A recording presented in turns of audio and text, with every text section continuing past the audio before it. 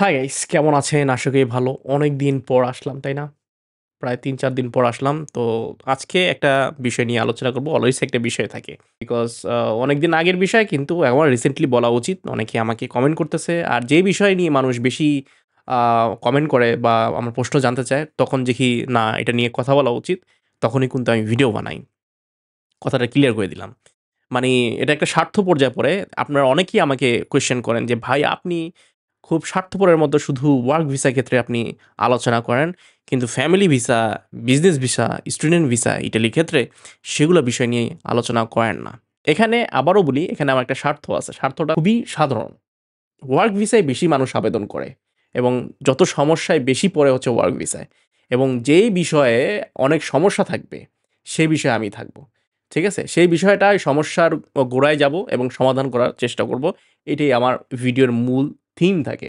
আজকে কয়েকজন আমাকে বিজনেস বিষয় সম্পর্কে বলল যে অনেকের রিজেক্ট হইছে। কেন হইছে? এটা কিন্তু আপনি যদি টাইম রিওয়ান্ড করেন, যদি ৫-৬ দিন আগে যান, তাহলে আপনি বুঝতে পারবেন আসলে কেন রিজেক্টটি হইতেছে। ১৭ই মার্চে ২০২৫ সালে অনেকে হয়তোবা অনেক ইউটিউবার এই সম্পর্কে ভিডিও বলছে। ১৭ই মার্চে কিন্তু একটা বিএফএস গ্লোবাল থেকে অফিসিয়াল ফেসবুক পেজে হয়তোবা ওয়েবসাইটও তাদের দিছে। তো সেখানে এই যে দেখেন লেখা আছে। এই যে আমি এখানে দেখতেছি আমার বড় স্ক্রিনে। তো সেখানে কিন্তু ক্লিয়ারলি বলে দিছে যে কোনো ধরনের জাল, ফোর্সড মডিফিকেশন করা যাবে না। বিএফএস গ্লোবাল এটা কিন্তু ডাইরেক্ট বলে দিছে। মানে বিজনেস ভিসার ক্ষেত্রে আপনার যেসব ডকুমেন্ট ম্যান্ডেটরি, বিজনেস ভিসা হতো টাইপ সি একটা ভিসা, টাইপ ডি না কিন্তু। তো টাইপ সি ভিসার ক্ষেত্রে আপনার যেসব ম্যান্ডেটরি ডকুমেন্টসগুলা লাগে, সেসব ডকুমেন্ট যদি একটাও আপনি ফোর্সড জাল করেন, তাহলে কিন্তু আপনার ভিসা হবে না। এর বিষয়ে আমি বেশি ভেতরে যাব না যে বিএফএস গ্লোবাল কি ডকুমেন্টস চেকলিস্ট থাকে বিজনেস ভিসার ক্ষেত্রে। এটা আপনার যদি বিএফএস গ্লোবাল ওয়েবসাইটে যান পেয়ে যাবেন। কিন্তু এটার সম্পর্কে আমার মনে হয় যে কি ডকুমেন্টস লাগে আর কি ডকুমেন্টস মোটামুটি অথেন্টিকভাবে আপনি করলে ভিসাটা আপনার নিশ্চিত হবে। সেক্ষেত্রে কিন্তু একটা আলাদা ভিডিও আমি বানাবো। কনসালটেশন এইসব ব্যাপারে আমি করতে পারি। বাট আমি এই মুহূর্তে বিজনেস ভিসার ক্ষেত্রে আমি যাচ্ছি না। অনেকে আমাকে কোয়েশ্চেন করতেছেন যে, "ভাই আপনি এ বিষয়ে সাহায্য করতে পারবেন কিনা?" আমি একটু কথাটা এভয়েড করে যাই বিকজ ওই সময়টা আমার নাই। আমার ওয়ার্ক ভিসার ক্ষেত্রে আমি বেশি নজর দেই বিকজ এই বিষয়ে আমার ঘাঁটতে ভাল লাগে। ঠিক আছে? এই বিষয়ে মানুষ সমস্যায় বেশি পড়ে। আর বিজনেস ভিসার ক্ষেত্রে আমার মনে হয় না বেশি সমস্যা হয়। আর যেহেতু এখন বারবার সমস্যাটা হচ্ছে তাই কিন্তু আমি এই ভিডিওতে আপনাদের কিছু বলতেছি। চেক লিস্টের ব্যাপারে তো আপনারা চেক করে নেবেন। চেক লিস্টের ব্যাপারে যদি আমি এখন সংক্ষিপ্ত আকারে বলতে যাই, তাহলে বড় হয়ে যাবে। ঠিক আছে? তো ফোর্সড করে কিসব ডকুমেন্টগুলা সেগুলা বলব। বিজনেস ভিসার ক্ষেত্রে তো আপনারা তো যেকোনো একটা এজেন্সি ধরেন, তাই না? তো এই এজেন্সির মাধ্যমে হোক বা আপনার অগোচরে হোক বা আপনি জেনেও করতে পারেন। যেমন আপনি কোম্পানির যে একটা ইনভাইটেশন লেটার লাগে, বেশিরভাগ ক্ষেত্রে যেসব ফোর্সড করে সেগুলোর কথা বলতেছি। কোম্পানির ক্ষেত্রে যে ইনভাইটেশন লেটারটা লাগে, ইটালির ইনভাইটেশন লেটার লাগবে। যেকোনো ইটালিয়ান কোম্পানি থেকে তো আপনি একটা বিজনেসের একটা ইনভাইটেশন লেটার লাগবে বা কোনো সংস্থায় আপনি উপস্থিত হতে চান বা এমন কিছু অনেক ধরনের পারপাস থাকে। আপনার একটা অবশ্যই পারপাস থাকতে হবে। ঠিক আছে?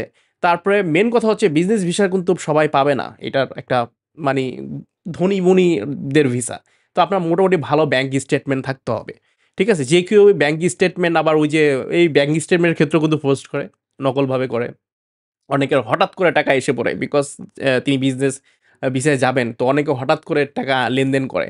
এই জিনিসটা একবারেই করা যাবে না। ঠিক আছে? যে আপনার যে ব্যাংকে হয় সেটা স্বাভাবিক লেনদেন থাকতে হবে এবং মোটামুটি এখানে ৫,০০,০০০ এর মতো লাগে আরকি ব্যাংক মিনিমাম অ্যামাউন্ট লাগে জমা। বাট এটার আপনার ভ্যারি করে। ঠিক আছে?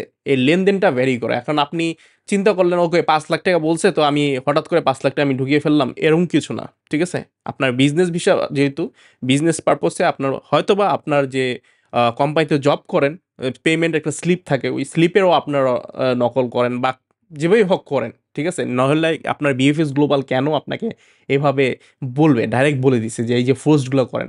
মেইন সমস্যাটা হচ্ছে এই ফোর্সড ডকুমেন্ট তো করেন ঠিক আছে। কিন্তু ওইখানে আরেকটা কথা এড করে দিছে বিএফএস গুলো খুবই ডেঞ্জারাস কথা এটা। সবাই মনে রাখবেন। যারা এই বিজনেস বিষয়ে রিজেক্ট হইছেন যদি ফোর্স ডকুমেন্টের কারণে হয়ে থাকেন, ডাইরেক্ট বলে দিছে যে ইউরোপের কোনো সেনজেন কান্ট্রিতে আর পা রাখতে পারবেন না। ঠিক আছে?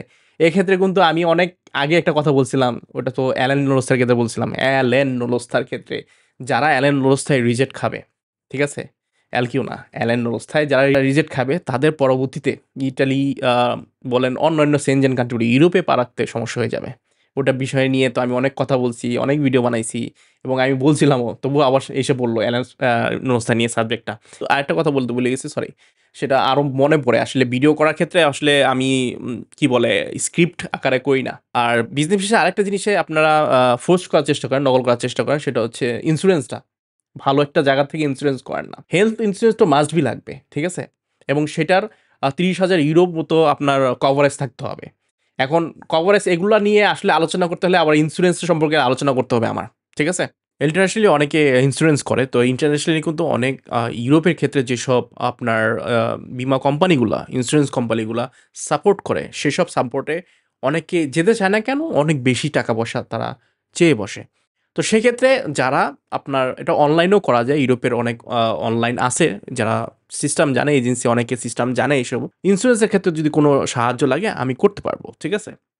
ইন্স্যুরেন্স করে দেওয়া যাবে। ইউরোপের ইন্স্যুরেন্স তেমন একটা কষ্টকর ব্যাপার না।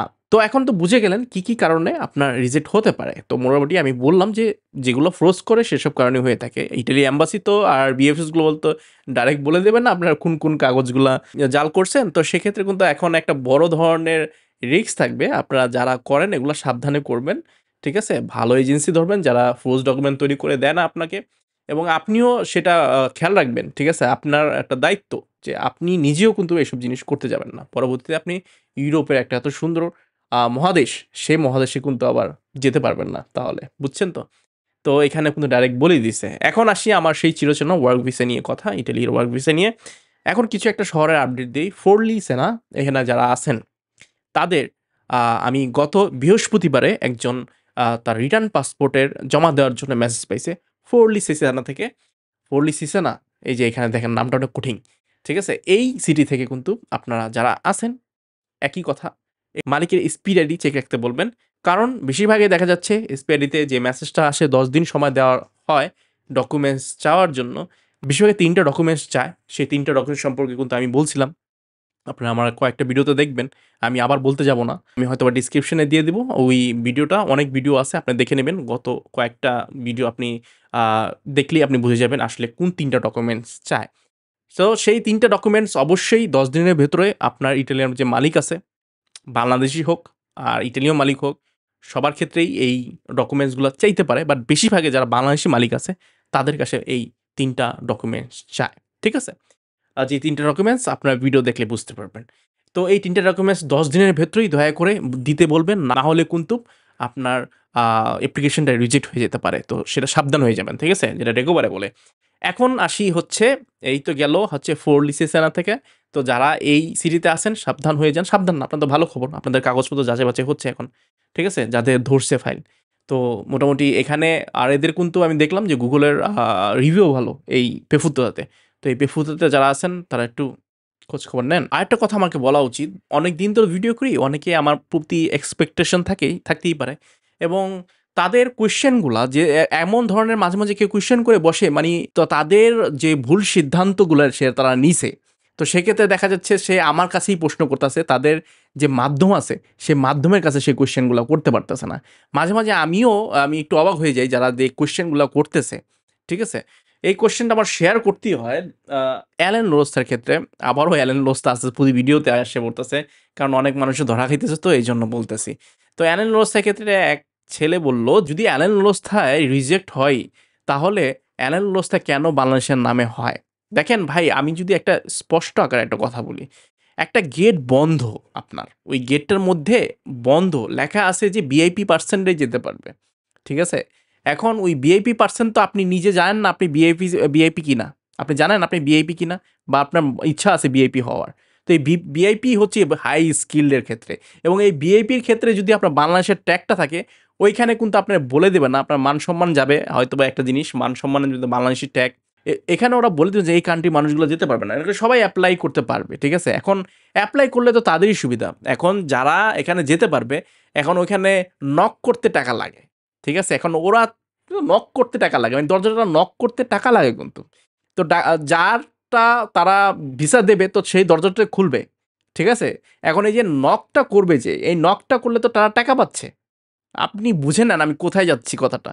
এই নকটা দিলে কিন্তু তারা টাকা পাচ্ছে। যে কেউই নক দিতে পারবে। এখন আপনি সাধারণ ব্যক্তি হন, আপনি হাই স্কিল, নন স্কিল ওটা কোনো বিষয় না। ঠিক আছে? যখন নকটা দেবে ওই যে দরজার মধ্যে একটা ফোক আছে না? ওই ফোকের মধ্যে তো দেখবে আসলে কে? একজন দেখবো যে ভিআইপি তাহলে কিন্তু দরজাটা খুলবে। আর যে ভিআইপি না সে দরজাটা খুলবে না। তো ব্যাপারটা হচ্ছে যদি দরজার টোক দেন তাহলে তো টাকা পাচ্ছে।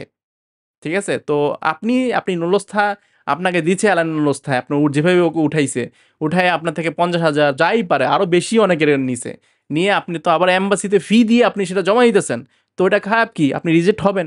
তো ওরা তো চায়ই এটা। ইউরোপের অনেক নিউজ পেপার আমি পড়ি। তো এই নিউজ পেপারে একটা বড়সড় একটা জাতিসংঘেও তো এই জিনিসটা উত্থাপন করা হয়েছিল যে ভিসা রিজেক্টে যে ইউরোপে যত টাকা কামায়, ভিসা দিয়েও এত টাকা কামায় না। আলা বুঝেন। ভিসা রিজেক্ট এত হয়। ঠিক আছে? তো ভিসা রিজেক্ট হলে তাদেরই লাভ। যেহেতু এখানে দরজা নক করতে হয়, তো নক করে ফেলে টাকা পায়। দরজা তো আর তারা খুলতেছে না। দরজা খোলা মানে হচ্ছে ভিসা দেওয়া। বুঝে নেন আপনারা। এত কিছু যদি বুঝাতে হয়, তো সেই ব্যাপারটা আসলে ক্লিয়ার করে দিলাম যে আপনারা এই যে যেসব ব্যাপারে স্টেপ আপনারা যতটা আপনারা উচ্চাকাঙ্ক্ষী হচ্ছেন, আপনাদের ভুল স্টেপ যাতে না পড়ে এবং এই অ্যালেন রোস্টার ক্ষেত্রে এই বিজনেসের ক্ষেত্রে এখন আইসে পড়ছে। এই বিজনেস ভিসার ক্ষেত্রেও যারা এই যে ফোর্সগুলো করতেছেন, সাবধান হয়ে যান। ইতালি আপনাদের জন্য বাধা হয়ে দাঁড়াবে। ইতালি বাধা বলতে কি পা রাখতে পারবেন না এসব ডকুমেন্টসটার কারণে। ভালো থাকবেন।